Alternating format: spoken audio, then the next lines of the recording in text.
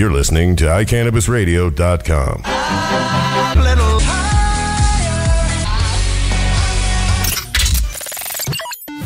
Cannabis Radio. It's Monday, October 29th, and you're listening to Georgia, and we're in the studio. You can't see us, though. There we are. We're in the studio. There we are.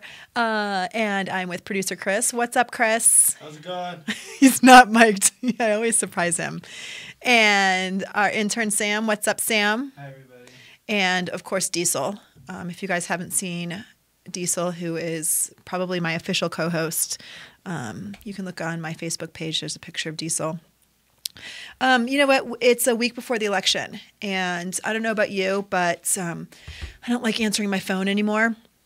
Not that we answer it much anyway, but despite the fact that I voted and my husband voted probably more than a week ago, we still keep getting calls because the polls are close on everything. And it's really, really, really important that people know what the issues are, know what their feelings are about them, and get out and vote.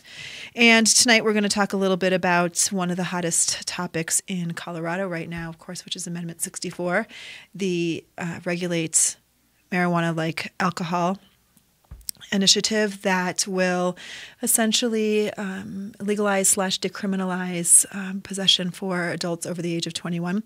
We've had talked about Amendment 64 a couple of times and talked about kind of both sides and some of the struggles. And we are going to ask Betty Aldworth some of the questions that have been on people's minds, some of the concerns that people have. But before that, we are going to have my friend Deborah Schultz on, and she is the CEO of Purple Chick Cares, and Purple Chick Cares just came out with some new topical lines made with hemp, and she's going to talk about the Honuu products in just a minute. But before we get into that, I have some new statistics on medical marijuana patients in Colorado. You know, the Department of Health and Environment come out, just about quarterly, maybe a little bit more frequently, with the statistics of what our patient demographics in Colorado look like. And the newest statistics have us at just a boatload of patients right now. I mean, it's pretty amazing. 192,131 new patient applications have been received to date since the registry began in June of 2001. The total number of patients who currently possess a valid registry ID card is 104,138. 68% of the applicants are male. The average age of all patients is 41. There are 45 minors, those who are under the age of 18, who are legal patients in Colorado. 57% of patients reside in Denver, or the Denver metro area, I should say. So Adams, Arapahoe, Boulder, Broomfield, Douglas, and Jefferson County, in addition to the city and county of Denver. And the rest of the patients, obviously, are throughout Colorado. Patients on the registry represent all of the conditions allowable under Amendment 20. Severe pain accounts for 94% of all reported conditions. Muscle spasms account for the second most reported condition at 17%. And of course, those percentages don't add up to 100 because you can have multiple reasons for getting a medical marijuana registry card. So 54% of patients have a designated primary caregiver, someone who has who grows their medical marijuana for them and provides wellness services to them. And there are approximately 900 physicians, different physicians, who have signed for current patients in Colorado. So the numbers are pretty astounding. One of the things that I think is interesting is that average age. So the average age of patients, of male patients, is 41, and the average age of female patients is 43. So this whole idea that just 22-year-old men are medical marijuana patients is really not true. The running down the list of patient conditions, 3% cancer. I would have guessed it was more than that, but I'm thinking that there's also lots of other coexisting conditions. Muscle spasms is a big one. Nausea is another big reason why people receive their card. And then the rest of in addition to to, let's see, severe pain. Sorry. The rest of them are just a couple percentage, but that severe pain is 94%. So yeah, there's lots of reasons. These statistics can be found in the Department of Public Health and Environment's website, CDPHE's website. If you go under medical marijuana, they have a statistics tab that you can look at. In addition to that's where patients can find all their forms that they need in terms of if you need a new application or if you lost your card or want to change your primary center or want to announce your caregiver. All those kinds of things are listed on there as well. So having said all of that, I am really happy to have my friends Deborah and Gabby in the studio today. Deborah and I have been friends for a gajillion years, and Purple Chick Cares has been known in the cannabis community forever. Deborah has done a whole bunch of work for cannabis legalization for patients. It's been near and dear to her heart. She was one of the first dispensary owners and has just been a pioneer in cannabis activism. So welcome, my darling. Thank you. Gabby, I'll be right back. Of course. I want to comment on your statistics because I'm really glad that was the lead into our show. I love cannabis. I love everything about cannabis. I have been lucky enough in my life to be able to work with people who need to learn about cannabis and how to make a medical regimen out of it. I've worked with some of the most wonderful patients, from the 5th patient that was ever on our registry. So it's been an awesome experience for me. But on your statistics, when you see such a small amount having cancer, a lot of cancer patients, their doctors don't list cancer as the reason that they're medical marijuana patients. It's back to the severe pain and the nausea and the side effects of their cancer treatments that are actually getting them their cards. Sure, yeah. And first and foremost, a lot of that is because even though we all know that cannabis cures cancer, we all know that it puts cancer in remission. I'm a 3-time cancer survivor myself because of cannabis. So with that being said, they just don't use that as the primary diagnosis. Right. It's the secondary symptoms that cause it. And once we get better studies, once we get the government to do the things they should be doing, which is leave cannabis alone completely, then we will be able to address those issues too. Absolutely. So tell us a little bit about you and how you started, and ultimately how you started your new business. Okay. Well, as we said, I've been in the cannabis and medical marijuana industry in the state of Colorado since it began. I opened a dispensary in 2007. I was, to my knowledge, the first female dispensary owner in the state at that point, which was great. And I have fought for patient rights. I am a supporter of 64. I'm going to get that out there because I know that question will come up sometime tonight. I do support legalization of marijuana, but I also support patients' rights, and that's where my heart is, taking care of the patients out there. When I had my dispensary, we infused multiple products with cannabis. Our best product was an intensive muscle cream.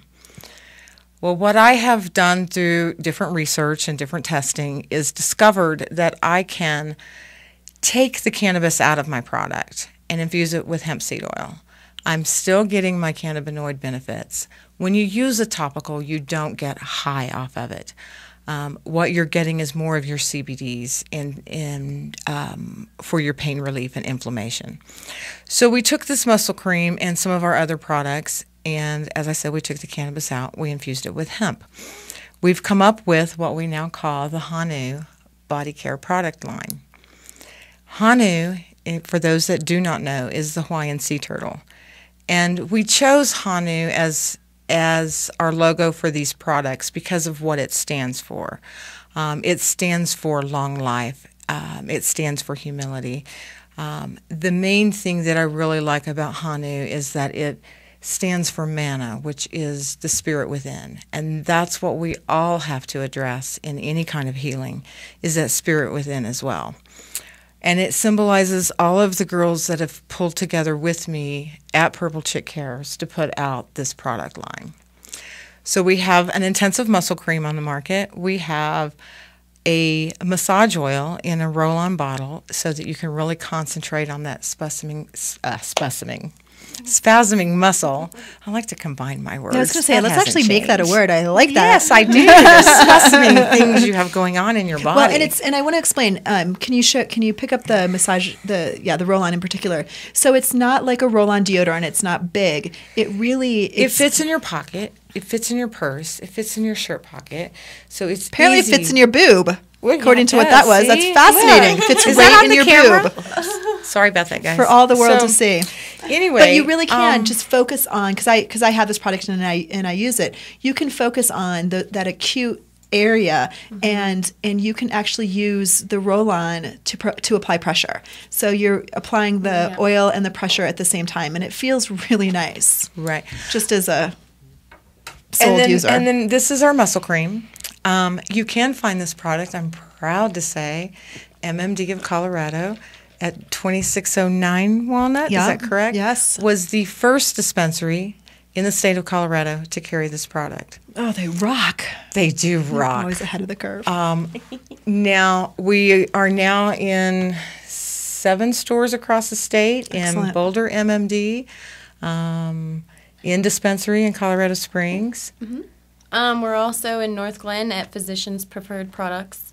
They're amazing. They're scattered everywhere. We're scattered everywhere, so we're hitting everywhere. We're going to be I'm sorry. I'm totally lost my train of thought. Are your dispensaries listed in other locations? Because it's a hemp product, it doesn't have to be just sold at dispensaries. So Correct. Are your retail outlets listed on your website yet? Yes, they are. Okay, excellent. Actually, any dispensary or store, we're actually in a grow store, an indoor gardening supply. Have to plug them as well, the Green Thumb at 67th and Federal in Denver. That brings up your point. This product can be sold anywhere. I want to see this product line when we finish full development of the line in Whole Foods or Natural Grocers or Vitamin College or all of the above. That's where we're going with this. I want to see this in every state, in any country, because we can sell it in so many different places, and it can now help so many more people than what we've been able to help in the cannabis industry. So what's your recommendation for the 2 different products? Are they mutually exclusive? Should one patient use both in their pain Patients regimen? are going to be able to use any of our products and all together. Okay. We have just come out with a lavender version. I'm sorry I don't have this one labeled, but I brought this one lavender. because I want you to smell it. Can I sniff it? Yeah. It is not an overpowering scent. None of our products have an overpowering scent. Let me put that out there. You get this kind of warming sensation when you first apply them, nothing near to the effect of icy hot or anything like that, and just general relief. What do these products work for? Before we go into more products we're coming out with, the better question is, what don't they work for? Okay, if you have dry skin, put it on your dry skin. If you have eczema, if you have psoriasis, if you have shingles, if you have headaches, if you have muscle pain, these are all things that people have been using this for. Yeah. Altitude sickness. What Really? would you do with altitude sickness? Well, what you do is you take this intensive muscle cream and you rub it on your chest, and it opens up your sinuses and breathing. Really? It's worked for allergy patients as well. I have not found very many things this isn't working for. I have a wonderful friend who came to me with shingles, and she had a full-fledged blister outbreak up both her that's arms so painful and and across her awful. chest. We applied this. I gave her a jar of it to take home. In 2 days, she came back to my house in short-sleeve shirts. Wow. I had a gentleman last week apply it on an infected finger where he had taken a chunk of skin out of his hand, just ripped the old skin off, it hardened over and infected underneath it.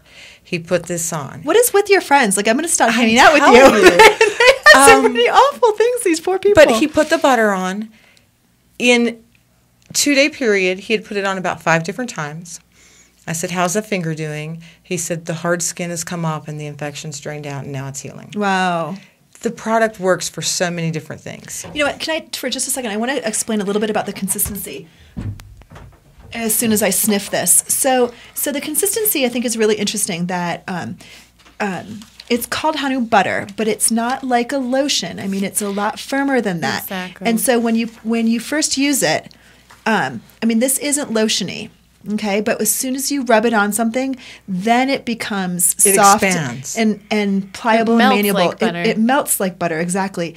It's not greasy, but you can, once you take a little bit of what's initially this hard substance, and I use it on my knuckles because my knuckles are so dry.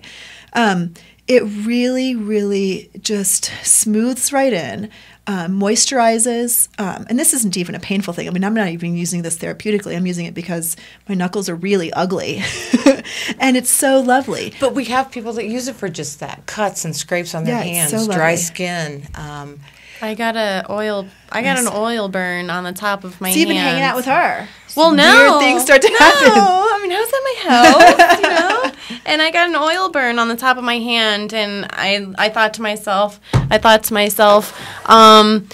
I don't know, what am I going to do? What do I do? What do I put on it? Is it going to, this is going to blister? Is it going to look ugly on my hand? And then I thought, okay, Honuu butter. Why not? Mm-hmm. I'm going to put Honuu butter on it. And instantly it was relieved. There was no blistering. The redness went away. And the next day, like literally then overnight, it turned into a freckle. Wow. So it was like it was completely gone. It didn't even hurt. I was like, where did it go?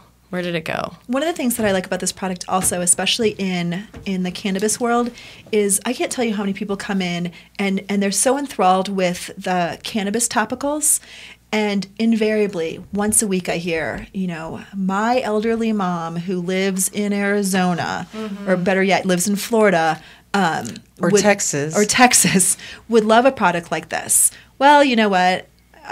A, you can't buy it for her. B, you can't send it to her. Exactly. But this is a great product to be able to get people who aren't normally able to experience the healing properties of the cannabis plants and get them introduced in a way that isn't federally problematic. Exactly, and we've had people approach us, wanting a product that they could send to their mother or their aunt or their cousin or their sister.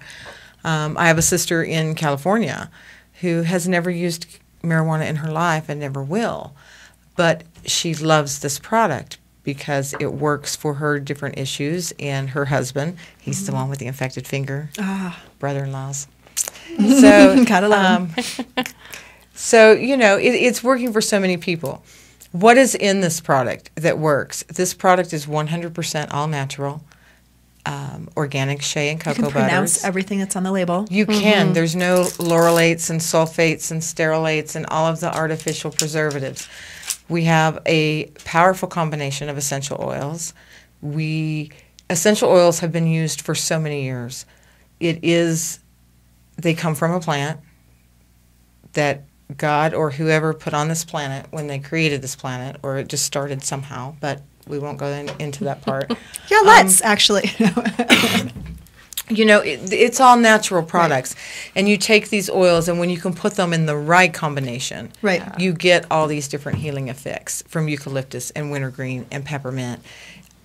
The preservatives we have in this product is vitamin E oil and grapefruit seed extract. They're both natural, organic preservatives, which provides us with a year shelf life for this product. I mean, as well as they're natural antioxidants. So everything in it's going to draw all of the toxins or anything that's in your skin and even in your muscles. It's going to pull it out. And so when I use this on my husband before he goes to bed, and I rub it on his back, and he's so sore from working 12 and a half hours a day as a machine operator that he needs something to be able to go back to work and work those hard hours, manual work, doing stuff. So it's just one of those things that is able to draw everything out of your muscles and just make it so you can work another day, One of the reasons why I wanted you guys to come is because we focus so much on just one aspect of the marijuana plant that I sometimes we just forget about the importance of hemp, and especially since we're going to be talking about Amendment 64 later on, and a component of that is industrial hemp. I mean, I think it's so important that even people who are proponents and activists for medical marijuana are also feel the same way about hemp. and that those products can coexist. I mean, people can happily utilize, all aspects of the plant. Hemp is a wonderful plant, and it can be used for so many different things, from clothing to paper to sails to whatever we want to use it for. And my son's going to make a car, he said. I was going to say fuel for your car. Yeah, that's what he's going to do when he grows up. And car materials themselves, anything. Yep, Ford made a hemp car. Yep. We definitely need to look at this product because I think hemp will save our economy and it will save our planet. That's right. Thank you so much. Tell us the website. So www.honubutter.com. Spell it. HONUBUTTER.com. Check us out on the website. You can purchase it directly on the website. You can find out where we're at in the different stores, so you can visit one of those stores nearest you. You can contact us for wholesale orders through the website. We're always looking for new places for our product. If you shop at a particular store, and again, this does not have to be just a dispensary, folks. This product can be sold in your mom and pop's grocery stores, in your vitamin stores, in your little pharmacies. So anywhere you would like to see our product, share our name, share our website, have them check it out and contact us. Absolutely. We're going to take a quick break, and then we're going to be back with these guys, as well as my friend Betty from the Amendment 64 campaign, Regulate Marijuana Like Alcohol. We're going to take a quick break.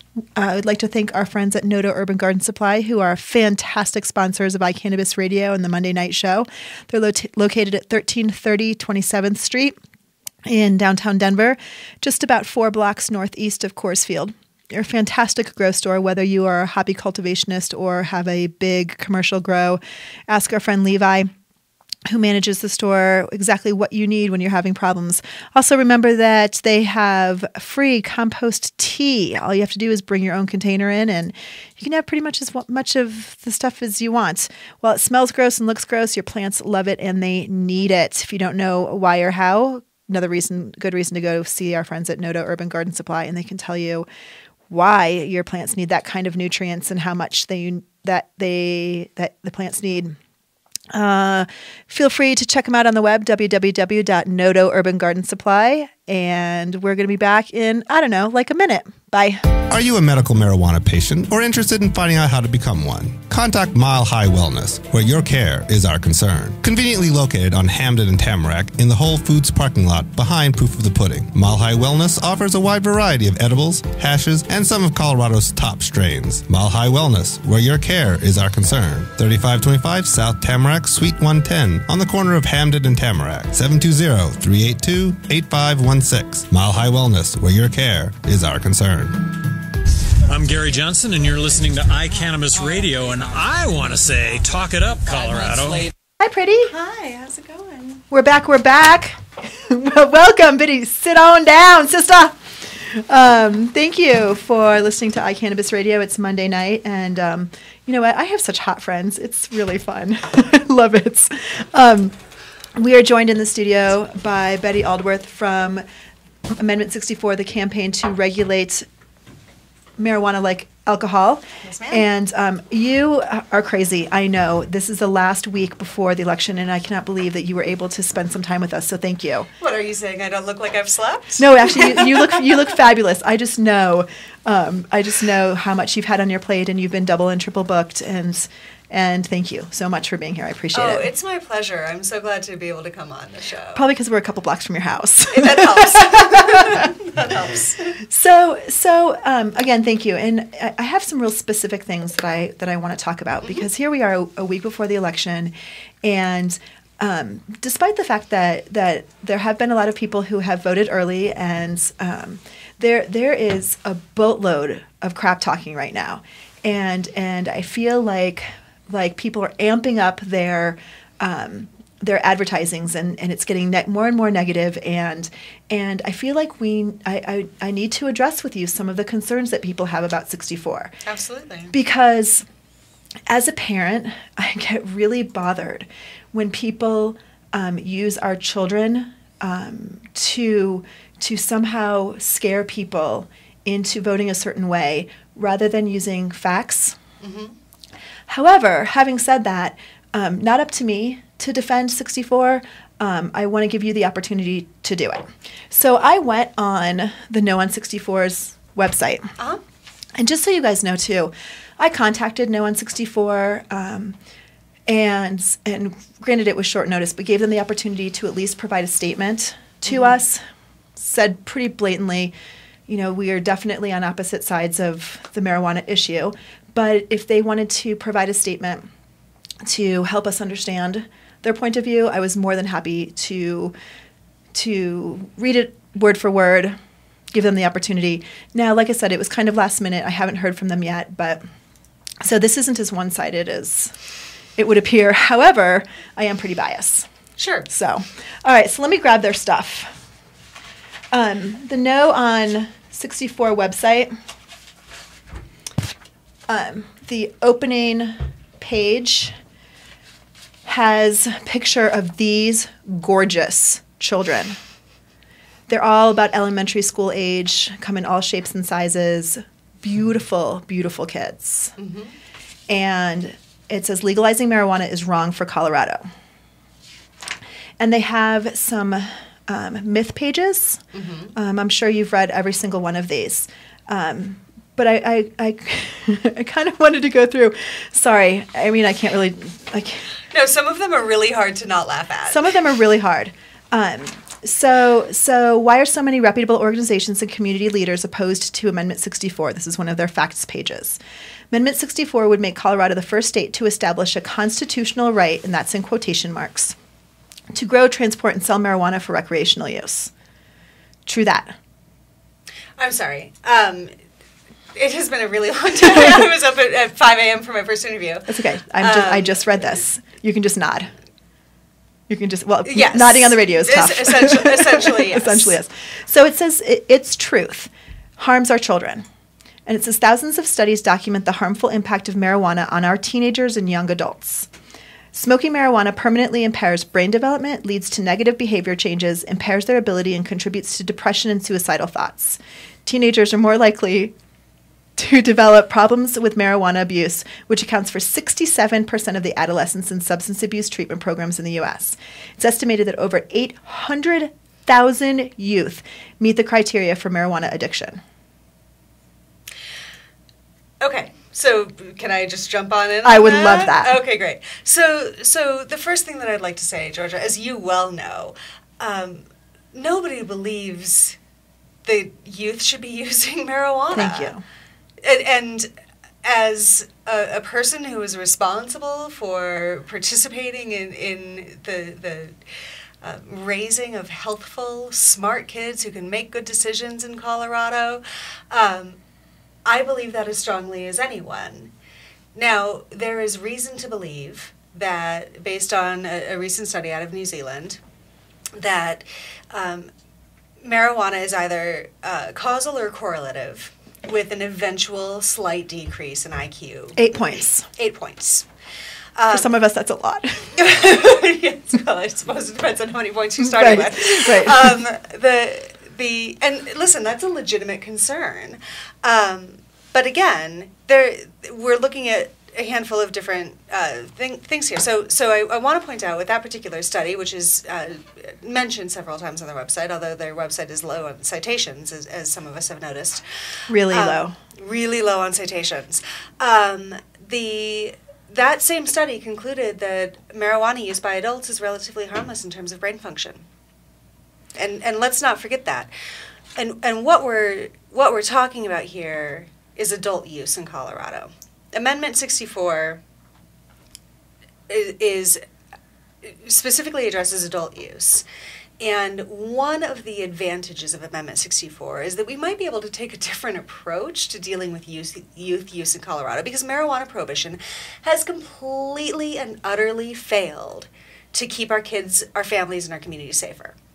You know, which is something that is, when you look at the current situation today from any perspective where your primary focus is truth and facts and evidence, that's the conclusion that you're going to come to. It doesn't work. The reason that 67% of referrals to treatment programs are for marijuana use is because marijuana is illegal. not necessarily because these people have problems with it, which is not to say that there aren't people who have problems with it. Certainly, we know that all of the evidence suggests that a small number of users develop dependence. But we can't approach that from a healthful perspective until we're honest about the rest of it, which is that adults can safely use marijuana in their homes without risking their health in any, certainly risking their health a great deal less than they risk their health when they're using alcohol. And they use them for basically the same reasons. It simply shouldn't be illegal for adults to use. And we can address the kids' issue separately and from a place of honesty. But that doesn't do it. Well, I want to go back to, as everyone knows, I have a master's degree in social work, and my concentration was chemical dependency, was addiction. And so the definition of addiction is continued use despite negative consequences. And so a negative consequence is a DUI, a hangover. It can be as small as that, or it can be as large as losing jobs and those kinds of things. Obviously, the greater dependence you have, the greater addiction problem you have, the larger the negative consequences, which ultimately, hopefully, helps people get treatment and get help. So the 67% of youth who are in treatment facilities have had some negative consequences, one would assume. Typically, with kids, it's going to be trouble with the law. Mm-hmm. Hence, your issue of it's illegal. But my guess is, and this is just a guess, and I don't have a study to cite, that that 67% are polydrug users. That these aren't kids who are only using marijuana. It's extremely unlikely. And having worked in inpatient facilities, I don't remember ever having a patient who experienced enough negative consequences to be in an inpatient treatment facility just for marijuana. So the fact of the matter is marijuana is really, really easy to get. Mm-hmm. It's always been really, really easy to get. Guess why? Because people can grow it. It's not like other drugs that you have to have practically a chemist degree to make, or you have to buy a lot of cold medicine from the drugstore and you have to manufacture it, and it's difficult. There's a lot of it. And so this is actually leading up to a question, I promise. And so when we talk about our being concerned about our kids, because I'm a parent, I'm not only concerned about my kids mm-hmm. and my kid, I'm concerned about the children that we're raising in Colorado. I'm concerned about the society that we're building, and my question sort of is that the obvious concern that people have is, so we make marijuana legal for all intents and purposes for adults in Colorado. The message that we're sending, intentionally or not, is there's nothing wrong with marijuana. By virtue of being legal, we are not sending that same kind of message with alcohol or tobacco. We, in fact, can have an opportunity to do a better job of messaging around the real, ill effects of those substances if we're having an honest dialogue about them. And, what we see is that through that honest public dialogue, we can affect real change in the real world. Since the early 90s, youth use of alcohol and tobacco have decreased significantly because we're using the We Card program to ensure that vendors are extremely aware of the consequences of making sales to youth, and that they are aware of the health consequences for those youth. And the We Card program is requiring identification for all of those purchases. For purchases of alcohol and tobacco. And I get card all the time, just so you know. I get carded. I love it. I love it too. I love so it. Great.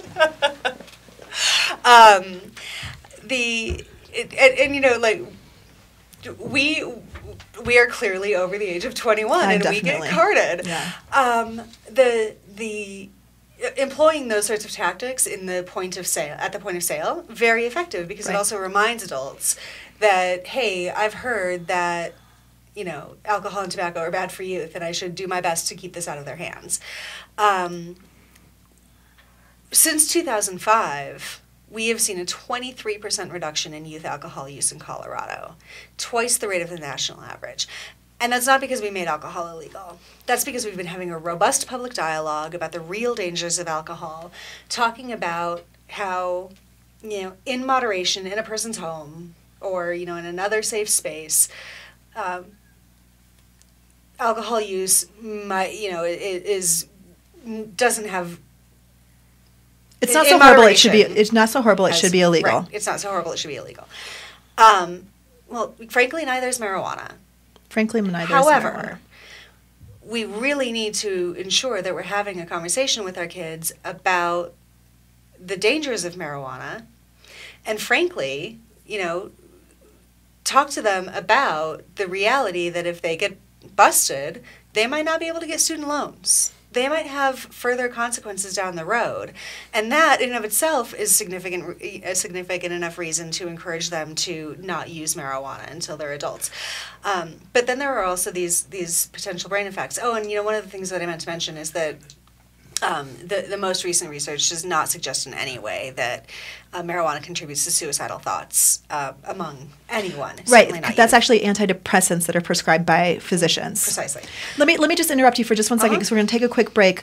I think one of the things that I want to say, you just said that we need to talk to our kids about the dangers of marijuana, and I think the biggest danger isn't just of marijuana, but it's of anything that's mind-altering for a susceptible brain. We're talking about children who have not, their brains and their personalities are developing, and they are little sponges, and they're not ready to make decisions.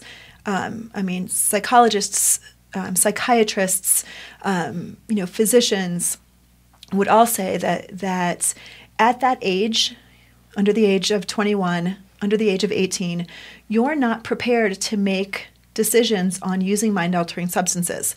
Now, granted, it's a pretty safe mind-altering substance and has a lot of health benefits. Sure. However, we want to be really thoughtful about the message that we send to kids about substances like that, because we know that when a 14-year-old is experimenting with marijuana, it's not because they want to relieve physical pain. Right. It's because they want to get high and those kinds of things, and they want to experience what everyone's been talking about. And so those conversations that we need to have as parents are about, the reason why we don't want you using this is because you're not ready, and we want you to be completely educated and have some wisdom before you make decisions to use alcohol, to use tobacco, to use marijuana. And unfortunately, we have vilified that third substance and have decided that we're just going to tell kids that it's dangerous and bad, and it's going to make them go crazy, and they're going to have suicidal thoughts. And then what happens when they try it? They think we're all big liars. Absolutely. I know that I did. I was a DARE kid. I was a hardcore DARE kid. And then at 14, I started learning the truth, not through personal experience, but through some conversations with some people who owed me some apologies for lying to me. Yeah. And I got angry. Yeah. And listen, kids are a lot smarter than we give them credit for. Absolutely. And they're going to, if they think that we're lying to them about this, who knows what else they're not going to trust us on. Absolutely. So we're going to take a quick break, if that's okay, Chris. I know I have to keep on top of you tonight, huh? Medical Marijuana of the Rockies is your mountain source for pets. mmrockies.com. Medical Marijuana of the Rockies is located in Frisco, Colorado, and we all love to go up to the mountains any old time of the year, and especially now we are heading to the end of leaf peeping season. So if you want to go up, make sure that you stop by Medical Marijuana of the Rockies in Frisco off of exit 203 off of I-70. Tell Aaron and Jerry that you heard about them on iCannabis Radio. They have a fantastic immature plant selection, and their strains rotate daily, and so you can check them out on their website, mmrockies.com, and find out what they got. We'll be back in a minute. The law offices of Edson, Mayton, and Matz provide criminal defense, medical marijuana defense, and advice about setting up and running medical marijuana centers, optional premises cultivation operations, and infused product manufacturing businesses throughout Colorado. With offices in Denver and Aspen, we can offer assistance throughout the entire state of Colorado. Give us a call at 303-831-8188. That's 303-831-8188. Or visit us online at warrenedson.com. You're listening to Georgia Edson on iCannabisradio.com. Hi, welcome back.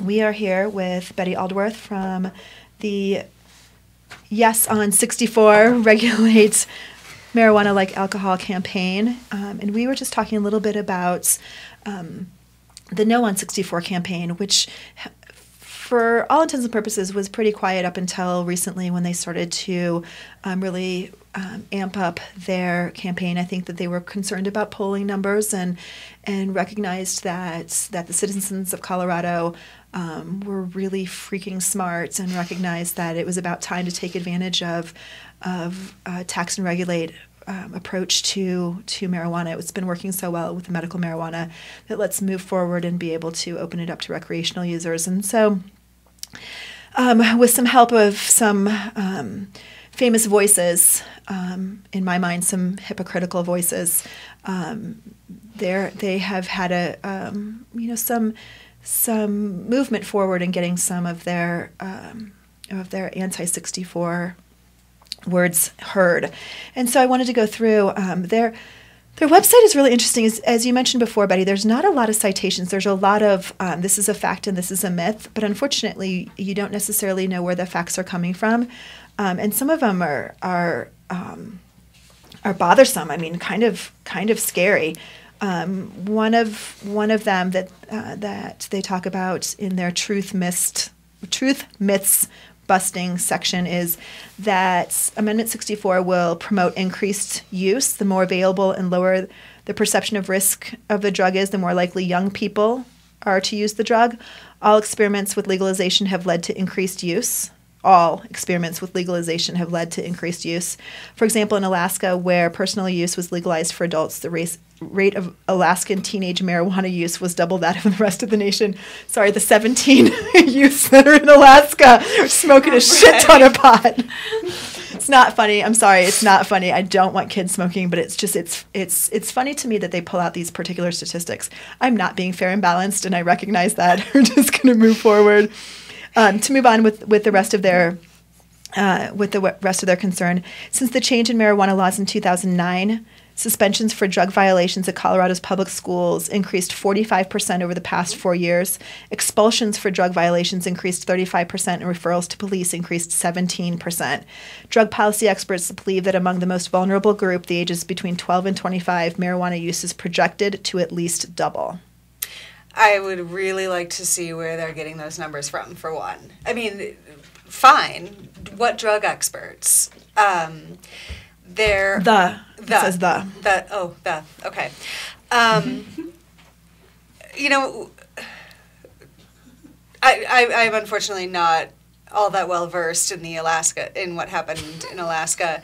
But what I do know is this. In the Netherlands, where marijuana is, de facto legal, their youth use rate is a third of the youth use rate in the U.S. And less than 50% of Danish people actually are regular marijuana smokers. Right. And additionally, I think it's really important, especially for folks who are concerned about, their kids, their teenagers, not getting kicked out of school. Our opponents, Christine Tatum and Christian Thurstone, were tasked to develop a training program for teachers to make it easier for them to identify marijuana in schools. Now, listen, we all agree that marijuana does not belong in schools, but we know that marijuana use among youth has not gone up since 2009, based on government statistics. What happened in 2009? I'm just curious. It said since the change in marijuana laws in 2009. They're referring to the Holder memo, which wasn't a change in, which was not a change in law. But they're referring to the Ogden memo, and then the following. So just to be clear, their law change really wasn't a law change because, of course, in 2001, Colorado passed Amendment 20 when with many thanks to your husband. With many thanks to lots of people. And in 2009. The Ogden memo was released saying that the Obama administration was not going to waste the DEA's time and money on medical marijuana patients, and the DEA had better things to do. That turned out to be kind of a bunch of bullshit, but nonetheless, unfortunately, I mean, I point that out because the No on 64 folks have a lot of concerns that I could actually be concerned about with as well. In this particular paragraph, I mean, the concern about the increased suspensions and those kinds of things, I mean, if it's because teachers are more apt to recognize marijuana and kids are more likely to get in trouble, fabulous. I mean, I'm not sure that that's changed at all. I'm curious as to how that looked 15 years ago. Well, and the other thing to note about that, Georgia, is that in that same time frame, marijuana use stayed the same. Teachers were trained to recognize it more easily, and prescription drug use among our youth has skyrocketed. The statistics that they're citing here, and this is something that I warn people about whenever they're looking at this information, is that there are frequent referrals to drugs. They're not talking about marijuana very frequently when they're citing these statistics. They're talking about all drugs. And so we have seen an increase in suspensions and expulsions from all drugs, but we're not seeing marijuana use rise. Teachers have been better trained in it. We're seeing use of other drugs rise in schools. And so we need to look with a critical eye at these claims by opponents. And I want teachers to be, I mean, it's unfortunate that we have to have teachers police our children. I mean, I would hope that we as parents are doing a good job policing our children, but I'm not so naive as to believe that that kids from even the most on top of it parents don't have struggles with those kinds of things. However,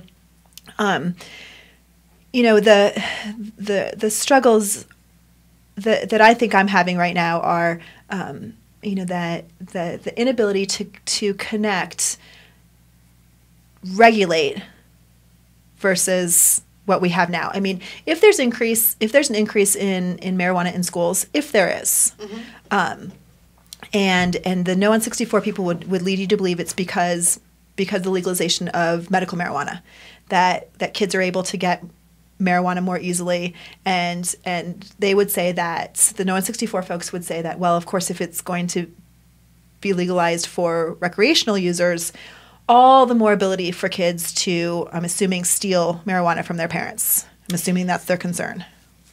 Listen. Listen. I'm listening. Between 80 to 90% of our youth have reported for the past 40 years that it is either easy or very easy for them to access marijuana. Now, how do you make it any more available than that? Right. And that's under Prohibition. Prohibition has utterly failed our youth as much as it has failed anyone else. So it's going to remain easier, very easy. It's going to remain easier, very easy, right? It's not going to be harder.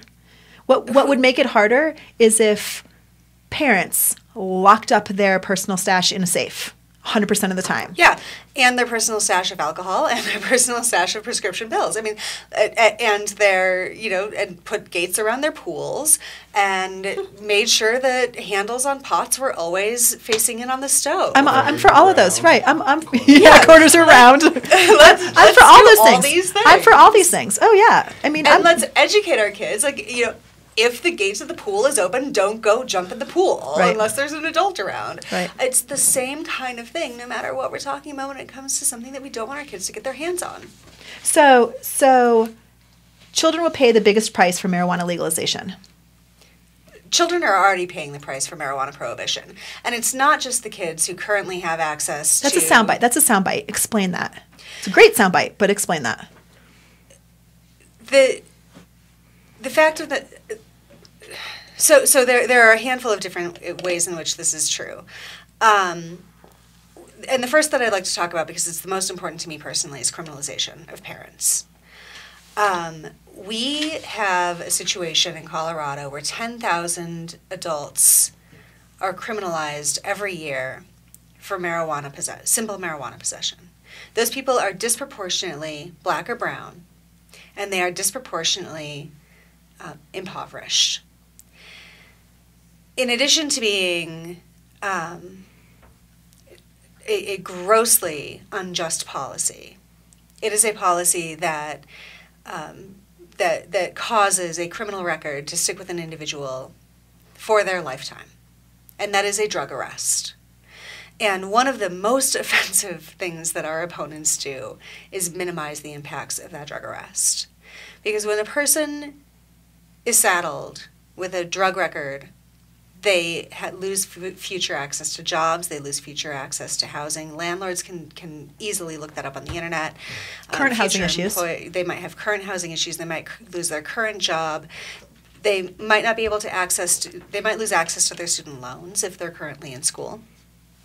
And all of these factors are essentially, after this initial introduction to the criminal justice system, make a person less likely to achieve their full potential. And when a person can achieve their full potential, they are more likely to, become wrapped up in the criminal justice system again. And so it is true that very few people in Colorado are in jail for any significant period of time for simple marijuana possession. It happens, but it doesn't happen often. And I will grant that. But they get introduced to the system. And we live in a state where 1 out of every, I believe, I wish that I had these statistics with me because it's significant and it's frightening. I believe it's 1 out of every 30-something Black children has a parent who is imprisoned in Colorado. And it's 1 out of every 111 white kids. And that's not necessarily for a drug arrest. That's overall. But the point that I think you're trying to make is that at the point in time that we have a victimless crime that is someone's future. I mean, it's put on their permanent record. They have lost an ability to do something that someone. I mean, if you're going to choose somebody with a criminal record versus someone with no criminal record to hire, I mean, it's a pretty easy choice to make. Right. And so children who are growing up in an environment in which there have been nonviolent drug offenses, that child is going to lose their ability to reach their potential because their parents weren't able to provide for them. And that is much more dangerous for our youth. Having a parent who's incarcerated has much more negative outcomes than having a marijuana store down the street that they can't even walk into and where they can't purchase marijuana, until they are 21.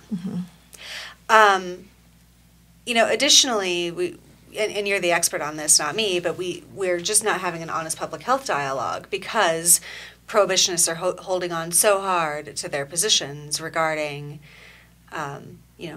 marijuana causing suicidal thoughts. If we're telling, again, we're back to that same, the beginning of our conversation where we're not able to harness the real public health dialogue that we need to have in order to teach our kids, please don't be using marijuana until you're old enough to make that choice. And the gateway effect, which is something that they talk about a great deal on this website, which I might be jumping ahead on you, but the gateway theory has been roundly disproven by every serious researcher who has looked at it for maybe decades. But we're still stuck in this mindset where we believe that that marijuana use leads to harder drug use, which is absolutely inaccurate. And we know that it's inaccurate, that in fact marijuana prohibition, again, more dangerous than marijuana itself. When marijuana is in an underground market, it is controlled by people who run that underground market, like gangs and cartels and criminals. And they have a financial incentive to introduce their client base to harder drugs. People who are running a marijuana store where their license is dependent on them following the law are not going to be making sales to our youth, and they are not going to be offering people harder drugs. I mean, look at the example of alcohol. When you are headed home from work at the end of the day and you want a six-pack, you go to the liquor store and you get a six-pack, and the cashier doesn't offer you, methamphetamine. Right. Never. Not even one time. It's never happened. That's me. Not to me. And we're looking at the same kind of situation with marijuana. You know, when you walk into a marijuana store envisioned under Amendment 64, the person behind the counter will have a financial incentive to ensure that they are following the law and they're not introducing you to harder drugs. So I don't think that the opponents of 64 in general are bad people who want to oppose this just because. I think that they are very, very fearful. Mm-hmm. And I think that they're fearful that the reputation of Colorado is going to be the marijuana mecca, which I just made that up right now. That was good. Thanks. And that the reputation of Colorado is going to be, I mean, right now we're kind of a health conscious state. We ski and we mountain bike and we drink a lot of beer.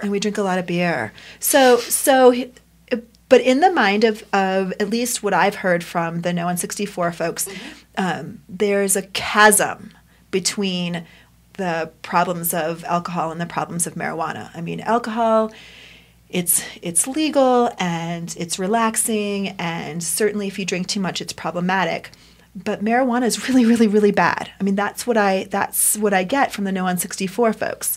So they have this fear, and they are compelled by this fear to work really hard in an effort to preserve our reputation and preserve Colorado as a good place to raise our children. And the way to do that is to ensure that we don't legalize marijuana for recreational users. First of all, I want to know what you think that they're afraid of, and how we might be able to alleviate their concerns. That's a really great question. Thanks. I wrote it myself. That's good. But I think that really, what it really identifies is that when a person is unwilling to look at the evidence and change their ideas based on that evidence, it is fear-based. And we have an opportunity to demonstrate that ending marijuana prohibition is, in fact, going to make us a healthier, safer, more just Colorado.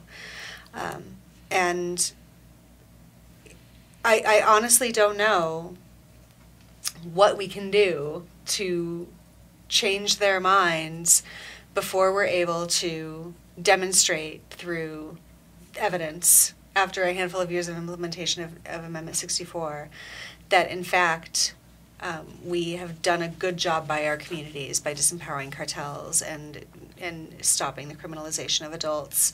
And you know, I'm certain we will not see any kind of lasting increase in youth use. If we see any increase at all, I would be shocked. The example that we have of medical marijuana that we can look to is that we are able to raise tens of millions of dollars in tax revenue. We're able to create living wage jobs, new businesses. We're filling up retail spaces. We're filling up warehouse spaces. And you know what? We saw last year the highest number of conferences, of business conferences and conventions ever in the city and county of Denver. Despite what Despite our mayor says. Our concerns, the concerns expressed by our mayor. We saw in 2009 and 2010, and I'm sure we'll see the same in 2011, that an increasing number of overnight guests coming to Colorado.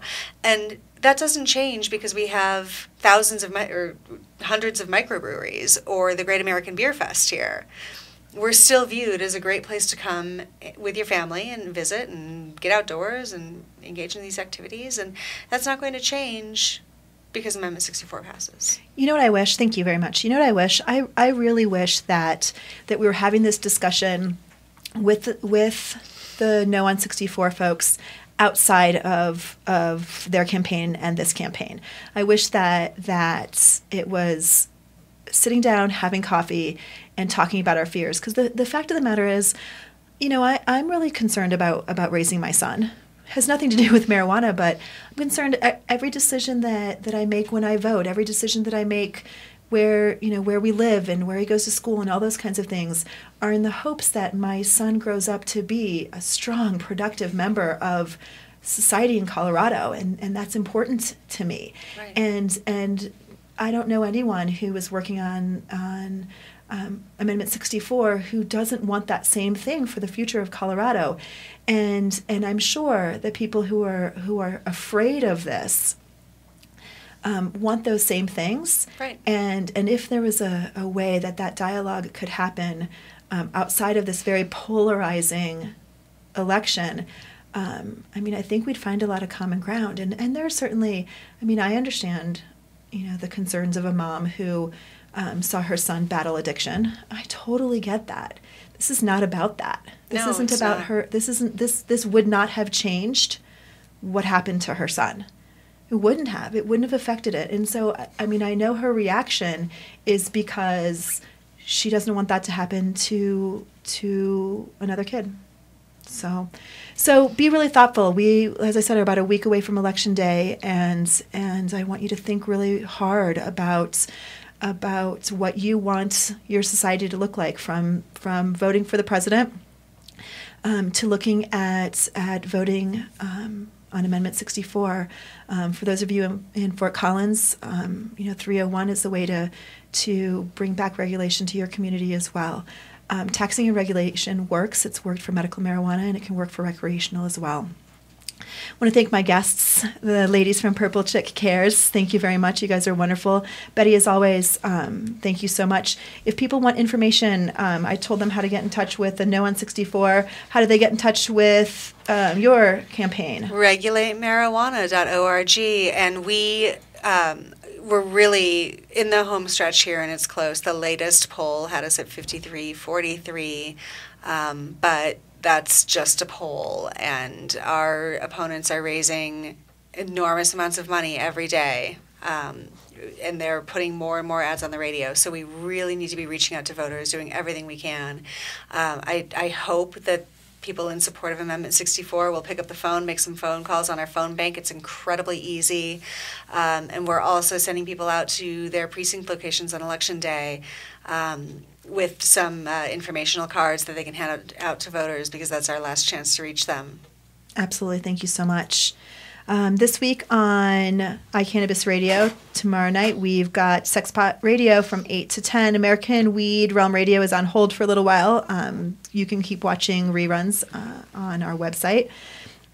IDAB Radio, first Wednesday of the month from 7 to 9. Thursday from 4 to 5. Hemp Connoisseur Video Magazine from 4 to 5 p.m. Overgrow the Radio from 7 to 9.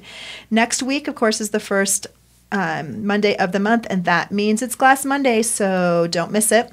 Thanks to our sponsors, Mile High Wellness, Noto Urban Garden Supply, Edson Maton and Mats, Medical Marijuana of the Rockies, Medical Marijuana 101, and Run on Grass.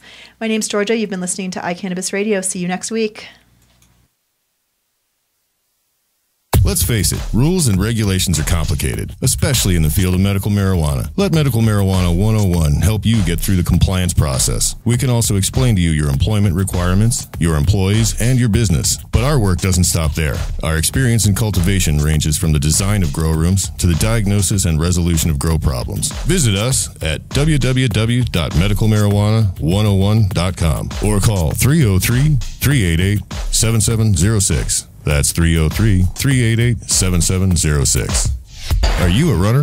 Are you a runner who supports marijuana legalization? Run on Grass is a group of athletes actively seeking to change our marijuana laws. We speak the truth about cannabis, bringing the message through our feet to new ears. Check out runongrass.com to find out more about us, our events, and how to join up or how to sponsor a runner. If you're in the Denver area, please join us for runs or start a group in your area. Running not your thing? Any sport can do it. On grass. runongrass.com. I'm Gary Johnson, and you're listening to iCannabis Radio, and I want to say, talk it up, Colorado.